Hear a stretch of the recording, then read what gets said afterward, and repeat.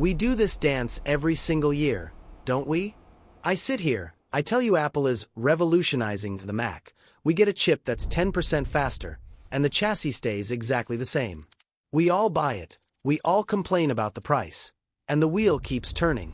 But, and I need you to hear me out on this, I think we are actually staring down the barrel of the big one. You know, the kind of redesign that happens once a decade. The kind that makes the laptop you bought 3 months ago look like an antique from the Cold War. We are talking about the M6 MacBook Pro. Based on everything we're seeing, the leaks, the supply chain whispers, the renders, this isn't just a speed bump.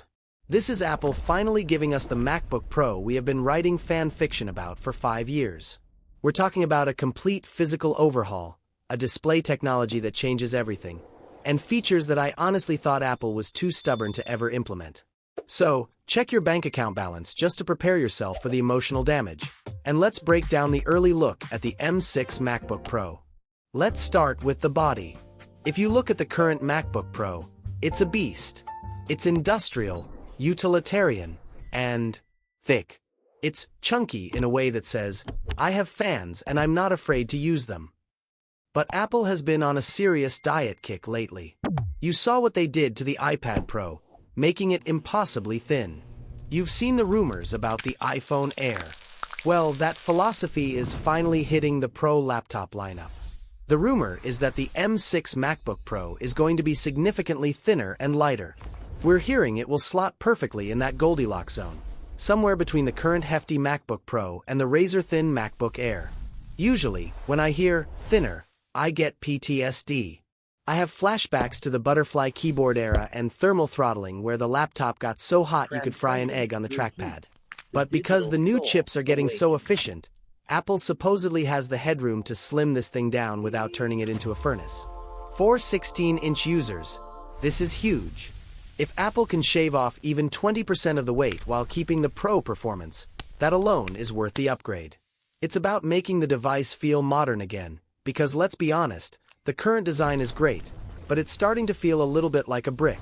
But let's be real. You don't buy a laptop to look at the aluminum. You buy it to look at the screen. And this is where things go from cool update to shut up and take my money.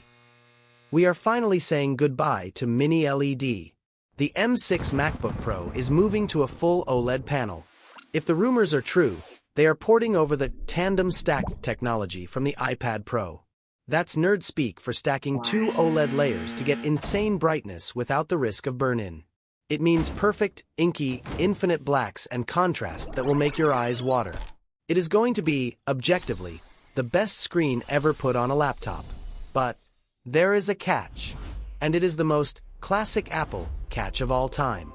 We're hearing reports that Apple is going to gatekeep this screen. Rumor has it that if you buy the base model M6 chip, you're stuck with the old mini LED screen.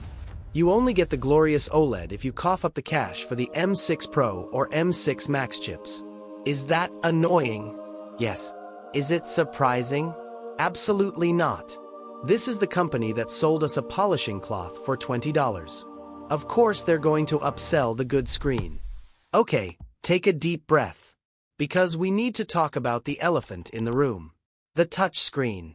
I know. Steve Jobs famously said touchscreens on laptops were a terrible idea. He called it Gorilla Arm. For 2 decades, Apple has mocked Windows laptops for having touchscreens. And yet, the reports are dead serious. The M6 MacBook Pro will be the first touch-capable Mac. Now, Apple is apparently over-engineering this. They aren't just slapping a touch layer on the current hinge. If they did that, every time you poke the screen, the laptop would wobble back and forth like a bobblehead. They are reportedly developing a special high-friction variable hinge designed specifically to keep the screen rigid when you're interacting with it. My skepticism here comes down to software. macOS is designed for a mouse pointer that is a few pixels wide. Your finger is a clumsy meat sausage that is 50 pixels wide. This means macOS is going to need a redesign. Buttons need to be bigger. Spacing needs to change. My fear is that in trying to make the Mac good for touch, they might make it worse for the mouse. However, scrolling through a website or pinching to zoom on a map with your fingers, that's going to feel futuristic. And let's be honest, we've all tried to touch our MacBook screen by accident because we've been using our iPad all day. Apple is finally just letting us do it. Speaking of the screen, remember the notch? The absolute uproar in 2021? Well, the notch is dead. Long live the dynamic island. Yes, the pill shape is coming to the Mac. And honestly, it's about time. The notch was just static dead space. The dynamic island actually does something. Think about the new Live Activities feature in macOS. Right now, your Uber Eats status or sports scores live in a widget. On the M6, that information is going to live in the dynamic island at the top of your screen. It cleans up the bezels, makes the design look intentional, and unifies the look across iPhone and Mac. But, does this mean we get Face ID? According to the leaks, no. I know. It makes no sense. You have the dynamic island, you have the sensors. Why no Face ID? Sources say the sensor stack is still too thick to fit in a super thin laptop lid. So, we are keeping Touch ID on the keyboard. It's fine, Touch ID works, but opening your laptop and having it unlocked just by looking at you? That remains a dream for the future. While we're looking at that top bezel, let's talk about the webcam. It is almost 2026. The fact that we still have 1080p webcams on Pro machines is a crime. We live on Zoom. I want my pores to be visible in 4K resolution. The good news is, the M6 is likely bringing the 18-megapixel sensor from the iPhone 17 straight to the Mac. This means 4K video calls. Finally, center stage will be sharper, and low light performance won't look like a potato. But there is one more rumor that has me more excited than the screen or the camera. Cellular. There are strong whispers that Apple is finally going to offer a 5G per cellular option for the MacBook Pro. Just like the iPad. Imagine opening your laptop on the train or in a coffee shop with broken Wi-Fi. And you are just online. No tethering. No passwords. For a Pro device, this is a game changer. It turns the MacBook from a portable computer into a true mobile workstation. And with Apple making their own modems now, they can probably do it without destroying the battery life. Okay, we've talked about the flash.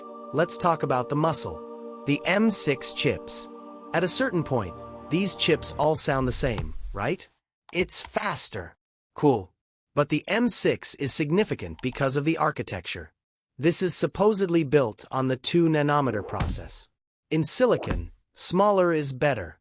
Smaller means more transistors, more power, and less energy consumption. We are seeing leaked benchmarks suggesting a 15% jump in CPU speed, but a massive 30% jump in power efficiency. Remember earlier when I said the laptop is getting thinner? This is how they do it. The M6 runs so cool that they can shrink the battery physically, make the laptop thinner, and still keep that legendary 24-hour battery life. That is the magic trick. If they can deliver a thinner laptop that still lasts an entire day on a charge, the competition is cooked. Alright, we've had our fun dreaming. Now comes the hangover. You don't redesign a chassis, add an OLED tandem display, engineer a touchscreen hinge, and move to a 2-nanometer chip for free. The price is going up. Rumors suggest a hike of at least $200 to $300 across the board. The starting price for the 14-inch Pro might creep dangerously close to the $2,300 mark. That hurts. However, if you look at the package, OLED, touch, new design, M6, it feels like a justifiable hike compared to previous years where they raised the price just for inflation. You are actually getting new hardware here. And finally, when can you get it? Put your credit card away. You've got time. We are looking at late 2026 or early 2027. This is an early look for a reason. Apple takes their time with chassis redesigns. They are likely finalizing the engineering now, but mass production is a long way off. So, where does that leave us?